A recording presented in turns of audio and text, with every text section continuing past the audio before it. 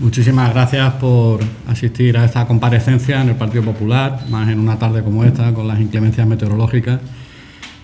Así que agradeceros la presencia en la sede del partido.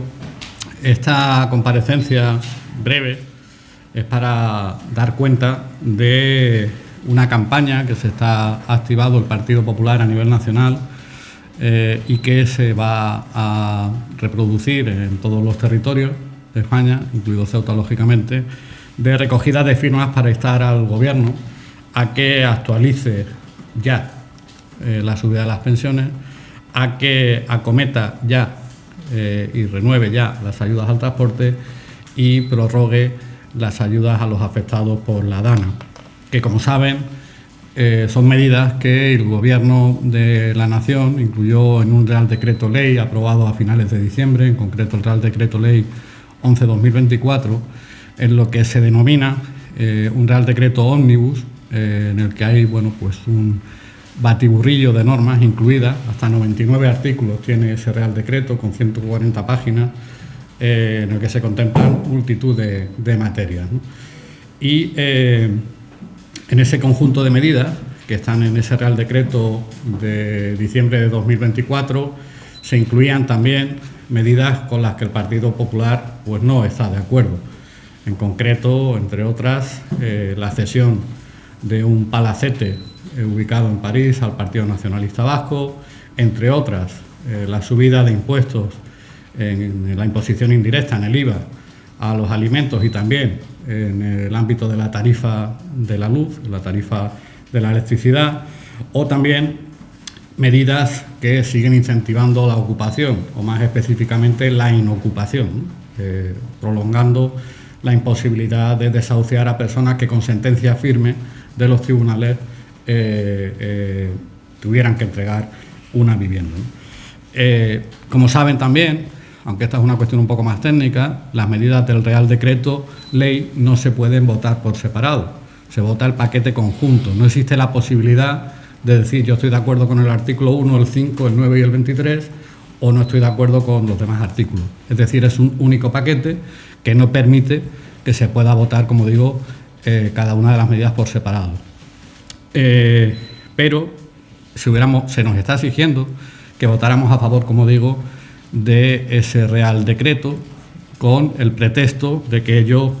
inhabilitaría sobre todo la subida de las pensiones.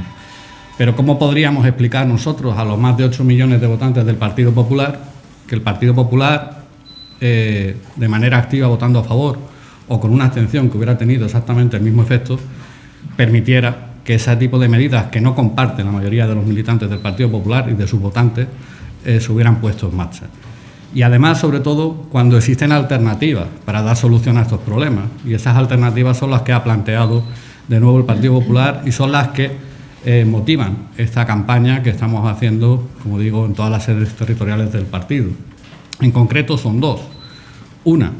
hacer un Real Decreto Ley nuevo en un Consejo de Ministros en el que se contemplen las medidas de subida de las pensiones para nuestros jubilados, que se contemple las ayudas a los damnificados de la DANA en Valencia y que se contemple también las medidas relacionadas con el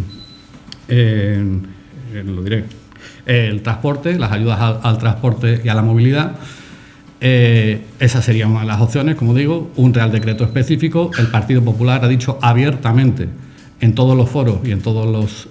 frentes en los que se le ha preguntado que apoyaría esos Real Decretos individualmente, con lo cual se procedería a la subida de las pensiones, con las que estamos de acuerdo, se procedería a mantener las ayudas al transporte, con las que estamos de acuerdo, y se procedería a mantener las ayudas a los damnificados de la DANA, con las que obviamente también estamos de acuerdo.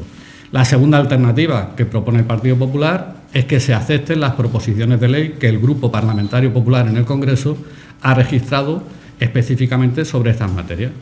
Si la mesa del Congreso, manejada por el Gobierno, por el PSOE y por Podemos, o por Sumar, aceptara la tramitación de esta iniciativa, en 15 días podría estar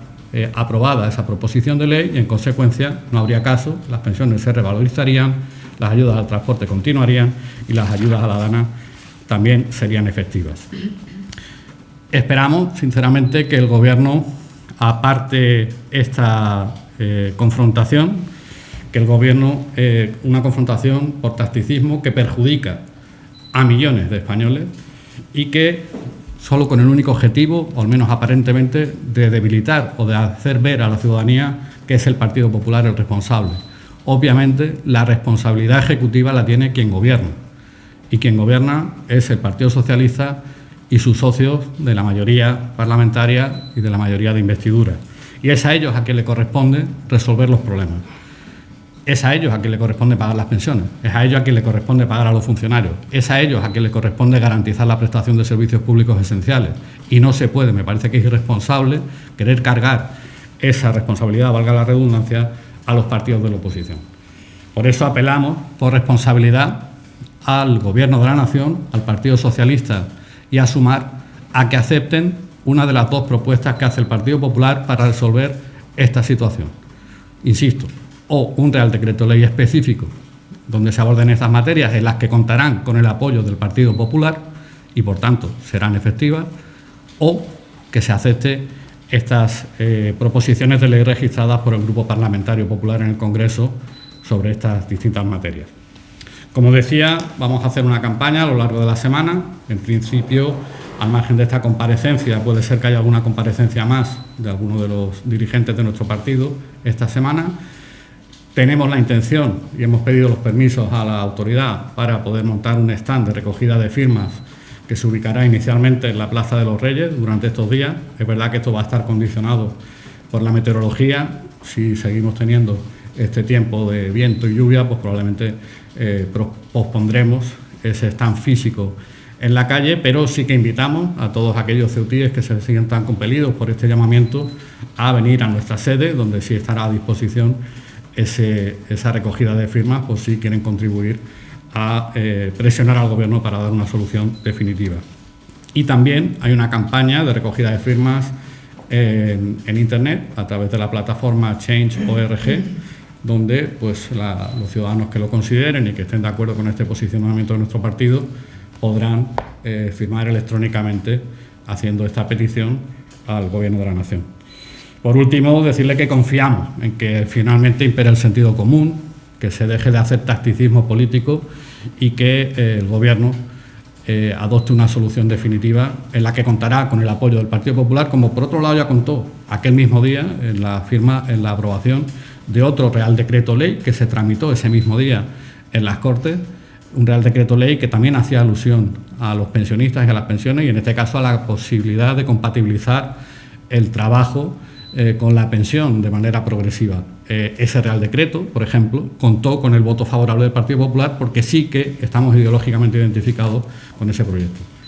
Ese mismo instrumento es el que pueden utilizar, si quieren, para resolver la situación. Así que este es el motivo de esta comparecencia, como digo, anunciar esta campaña que desde el Partido Popular de Ceuta, de manera coordinada con las sedes territoriales en el conjunto de España, vamos a hacer para intentar contribuir a resolver este problema. Y ahora queda a su disposición si quieren hacer alguna pregunta o quieren alguna aclaración sobre lo que he comentado. Sí, a mí me gustaría preguntarle si el PP pone en la misma balanza el palacete del PNV con las pensiones, que da la sensación de ponerlo en la misma balanza. El que parece que la pone en la misma balanza me parece a mí que es el Gobierno de España y el Partido Socialista, porque la solución está en sacar las pensiones en un decreto específico, que es el problema que afecta a millones de españoles y que creo que les preocupa bastante más que el palacete del PNV, sin ninguna duda. Pero es que no solamente el palacete del PNV, como he dicho, son 99 artículos y hay una profunda discrepancia en muchos de los planteamientos ideológicos que se pretenden plasmar en ese Real Decreto Ley. Subidas de impuestos, volver a subir la factura de la luz hasta el 21% de IVA, una factura que a quien más va a afectar, no le quepa a usted la menor duda, es a las personas más desfavorecidas. Subir la cesta de la compra de nuevo, poner el IVA en el 4% para los productos de alimentación básica. Y hay otra cuestión que también es ideológica, ¿no?, que es la de fomentar la inocupación. Es decir, que inquilinos que dejen de pagar el alquiler y que por sentencia firme se habían desahuciado, gracias a estas políticas del Partido Socialista, pues se responsabiliza al propietario. Nosotros no estamos de acuerdo, o sea, estamos de acuerdo en que se le busque una solución alternativa a esas personas que no pueden pagar el alquiler de su casa, pero no le corresponde a los propietarios privados asumir ese rol. Es al conjunto de administraciones públicas las que se tienen que hacer cargo de esas personas que por diversas circunstancias no puedan pagar el alquiler de su vivienda. Sin embargo, el Gobierno del Partido Socialista considera que quien tiene que asumir esa responsabilidad no son las administraciones públicas, sino los propietarios de las viviendas. Pues, sinceramente, el Partido Popular no está de acuerdo con esos planteamientos ideológicos. Y como existe una solución alternativa para las pensiones, que es lo que queremos decir, porque si no hubiera otra solución y nada más que hubiera la opción de aprobar el Real Decreto Ómnibus, estaríamos hablando de otra cosa. Pero es que no solamente hay una, hay dos posibles soluciones para resolver el problema de las pensiones. ¿No entiende que medidas como esta del alquiler puedan ir más bien en contra de fondos de inversión que se aprovechan de comprar grandes cantidades de vivienda y al final acaben atoxigando a sus inquilinos? Ya que hemos tenido un problema mayor de gente que no puede acceder a la vivienda. Yo no soy un experto en la materia y no conozco al detalle la normativa, pero hasta donde yo tengo entendido no distingue. Es decir, cualquier que sea el propietario que ponga a disposición de un arrendador una vivienda, un arrendatario una vivienda, pierde la posesión de su vivienda independientemente de que haya una sentencia firme. Y yo creo que una gran mayoría de los alquileres que hay en España no son de fondos de inversión, sino que son propietarios de clase media que a lo mejor tienen todos sus ahorros puestos en una vivienda y de la que a lo mejor resulta que viven determinadas familias, porque son personas jubiladas que la tienen alquilada y que están ayudando a sus hijos, a sus nietos a salir para adelante. Esa es la casuística generalizada. A lo mejor podríamos entrar en un debate sobre si sobre ello habría que eximir o hacer un tratamiento específico para los grandes propietarios a los que usted hace alusión. Pero es que la gran mayoría de los alquileres en España son viviendas de un propietario de clase media que no tiene más piso que ese.